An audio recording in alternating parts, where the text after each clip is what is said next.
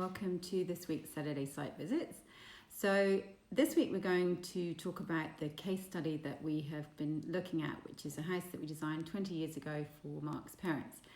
And as I sit here in our beautiful warm passive house, I'm keenly aware of the differences to this house that we did back then, before we know what we know now.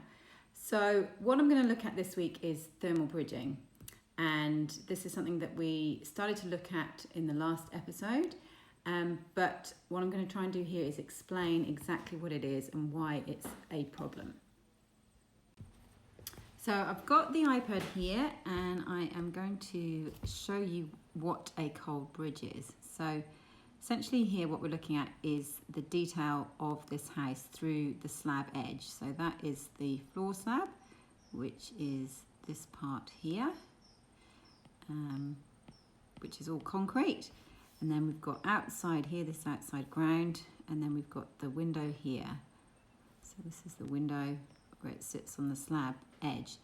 Now what a cold bridge is essentially is an area where you've got a massive transference of heat, either cold entering a space or hot leaving a space. So the way I like to describe it is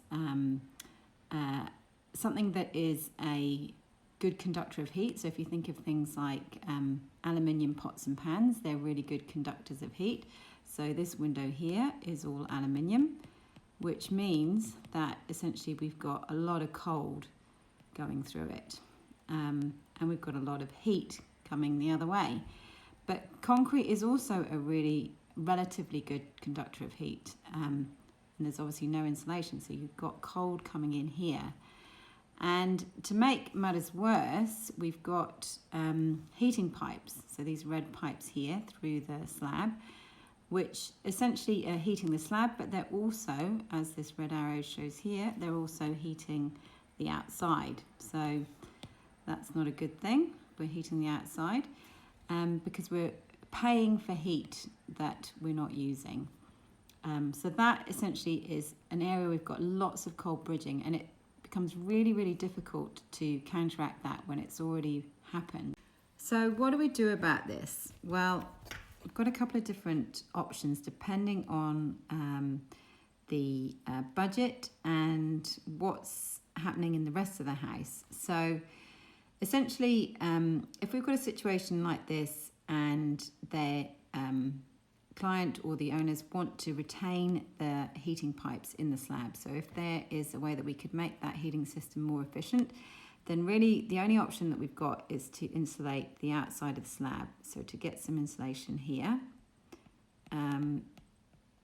then we have a situation where we've got to appropriately flash that. So it does become quite a messy detail there, which is quite tricky, but it really is the only option, which shows why problems that get locked in at the build stage are hard to resolve. But if this was a situation where either the client was looking at a whole new heating system or new windows, then in some cases it makes sense to insulate above the slab. So that is putting the insulation at this point here, in which case you'd have the windows up here.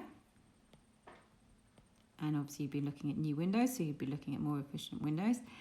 And why this is sometimes beneficial, especially if you've got a lot of high ceilings, so you've got room to spare, is that you can do something like a product like Marmux, where you can actually put new pipes within the insulating panel here, new flooring down, but you don't then have any issues in terms of transference of heat through here.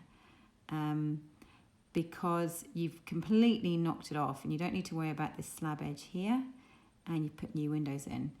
But each situation is unique, and it really depends on the client and the budget, and energy modelling and cost benefit analysis is really the way to understand this. So if you want to know more about this and you've got a project that is something that you'd like us to look at, then click on the link below to subscribe or to follow us or contact us.